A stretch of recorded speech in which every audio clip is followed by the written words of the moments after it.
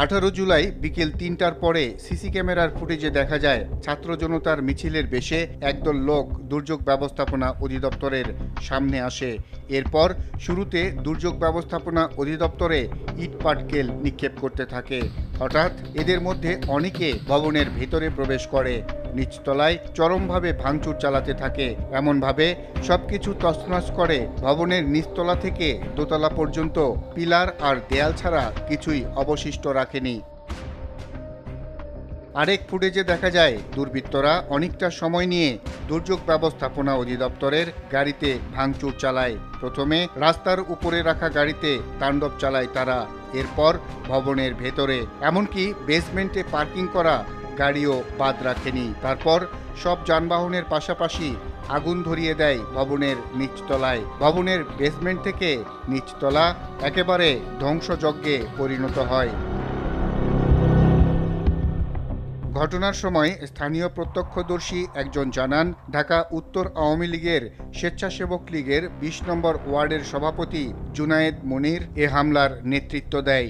নাম আসে আওয়ামী লীগ নেতা নায়েব আলী, শ্রমিক লীগ নেতা সোহাগ আকন্দ ও রাজুর। হামলাকারীদের হাতে দাহ্য পদার্থের ছোট গ্যালন দেখা যায়, যা দিয়ে তারা প্রথমে রাস্তায় মোটরসাইকেলে ও পরে দুর্যোগ ব্যবস্থাপনা অধিদপ্তরে যানবাহনে আগুন ধরিয়ে দেয়।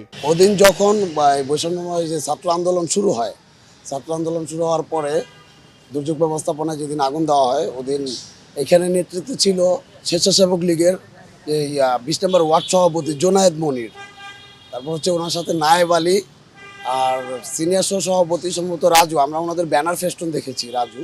এরা সবাই করাইল বস্তির ওদিকের লোক, ওরা কিন্তু বস্তির, ওরা এইখানের না, মহাখালীর না। এরা বস্তি থেকে এরা লোকজন নিয়ে আসছে, আমার বাড়ির নিচ দিয়ে আসছে, আমি দেখছি। আর এদের সাথে টোকাই লেভেলের কিছু ছেলে ছিল, টোকাইদের মতো দেখতে, প্রায় ৩০-৩৫ জন ছিল টোকাইয়ের মতো। এদের হাতে আবার ছিল গ্যালন, কেরোসিন কিংবা পেট্রোল, এরকম সাদা সাদা গ্যালন ছিল, ৪-৫টা গ্যালন ছিল।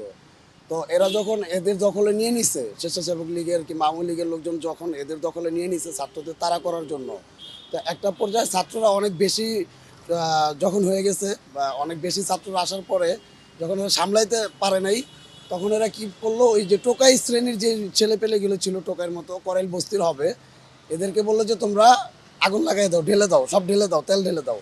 তখন ওরা গ্যালন থেকে, এই দুর্যোগ ব্যবস্থাপনার ভিতরে গ্যালন থেকে সিটা ঢেলে দিল, এই ৪-৫টা গ্যালন সহ সব ঢেলে দিল। ঢেলে দেওয়ার পর যে হেলমেট পরা ছিল জোনায়েদ, তারপর স্বেচ্ছাসেবক লীগের অন্য আরও যারা আছে জোনায়েদের নেতৃত্বে, এরা বলতেছে যে ম্যাচ মেরে দাও, ম্যাচ মেরে দিয়ে চলে আসো। তো ওরা ম্যাচ মেরে দিয়ে আগুন জ্বালিয়ে দেওয়ার কথা বলে ওরা বাইক নিয়ে চলে গেল। আর যে ছেলেগুলো আগুন দিছে এরা কিন্তু আগুন দিয়ে, ওরা সকলে ছিল মাস্ক পরা, টোকাইয়ের মতো যারা টোকাই ছেলেগুলো মাস্ক পরা, ওরা আগুন দিয়ে তখন ওরা ছাত্রদের মধ্যেই মিশে গেছে, ছাত্রদের সাথে আমাদের সাথে ওরা মিশে গেছে, মিশে ওরা বের হয়ে গেছে। ৫ আগস্টের পর পলাতক থাকায় অভিযুক্তদের বক্তব্য পাওয়া যায়নি। ভয়ঙ্কর এসব হামলাকারীদের ফুটেজ থাকলেও এখনও কাউকে গ্রেপ্তারের তথ্যও পাওয়া যায়নি।